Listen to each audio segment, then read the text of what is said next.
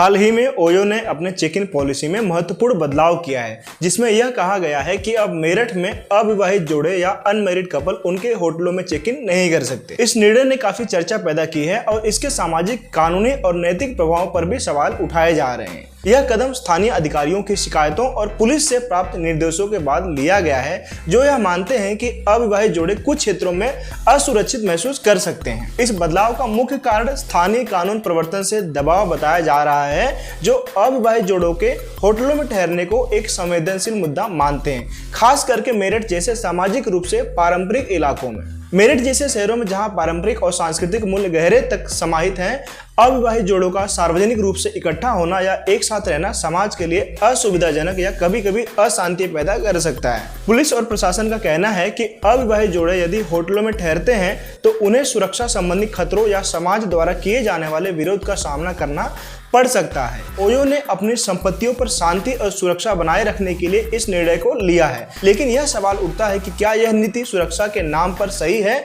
या यह सामाजिक पक्षपाती दृष्टिकोण को दर्शाती है। इस नीति के कारण व्यापक आलोचना हो रही है, खासकर उन लोगों से जो इसे भेदभावपूर्ण मानते हैं। अविवाहित जोड़े जो ओयो में रुकने के लिए इसे एक सुरक्षित विकल्प मानते थे, अब केवल अपने रिश्ते की स्थिति के कारण रुकने से वंचित हो रहे हैं। यह व्यक्तिगत अधिकारों और स्वतंत्रताओं के बड़े सवालों को जन्म देता है, विशेष रूप से एक ऐसे देश में जहां व्यक्तिगत गोपनीयता और स्वतंत्रता का सम्मान किया जाना चाहिए। आलोचकों का कहना है कि यह निर्णय अविवाहित व्यक्तियों के अधिकारों का उल्लंघन करता है और उन्हें ऐसे सामाजिक मानदंडों के तहत जीने के लिए मजबूर करता है जो जरूरी नहीं कि आधुनिक मूल्यों के अनुरूप हों।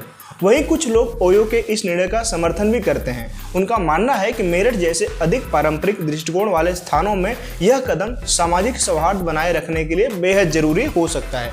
उनका कहना है कि ऐसे क्षेत्रों में सामाजिक दबाव बहुत अधिक होता है और होटल उद्योग को स्थानीय सांस्कृतिक मानकों के अनुसार कदम उठाने की आवश्यकता होती है। इस नीति के कानूनी पहलू को भी नजरअंदाज नहीं किया जा सकता। भारत का संविधान समानता का अधिकार सुनिश्चित करता है और यह सवाल उठता है कि क्या यह निर्णय अविवाहित जोड़ों के अधिकारों का उल्लंघन करता है। अतीत में अदालतों ने समान मामलों में अविवाहित जोड़ों के पक्ष में फैसला दिया है, यह मानते हुए कि उनके पास अपनी पसंद के अनुसार जीवन जीने का अधिकार है। यदि यह मामला अदालत में जाता है तो ओयो को कानूनी चुनौतियों का सामना करना पड़ सकता है। खासकर यह सवाल उठेगा कि क्या उनकी नीति अविवाहित जोड़ों के खिलाफ भेदभावपूर्ण है। अंत में, जबकि ओयो का यह निर्णय मेरठ में सुरक्षा चिंताओं और सांस्कृतिक दबाव के कारण लिया गया प्रतीत होता है, यह भेदभाव व्यक्तिगत अधिकारों और व्यवसायों के सांस्कृतिक मानदंडों को बनाए रखने या चुनौती देने की भूमिका पर महत्वपूर्ण सवाल उठाता है। इस नीति के सामाजिक और कानूनी परिणाम अभी देखे जाने हैं और यह देखा जाना बाकी है कि क्या यह ओयो की दृष्टिकोण को बदल देगा या भारत में व्यक्तिगत स्वतंत्रताओं के बारे में व्यापक बहस को प्रेरित करेगा। इस नई पॉलिसी के बारे में आप क्या सोचते हैं? क्या आपको लगता है कि ओयो का यह निर्णय उचित था या इसे पलट देना चाहिए? अपने विचार नीचे कमेंट में जरूर शेयर करें।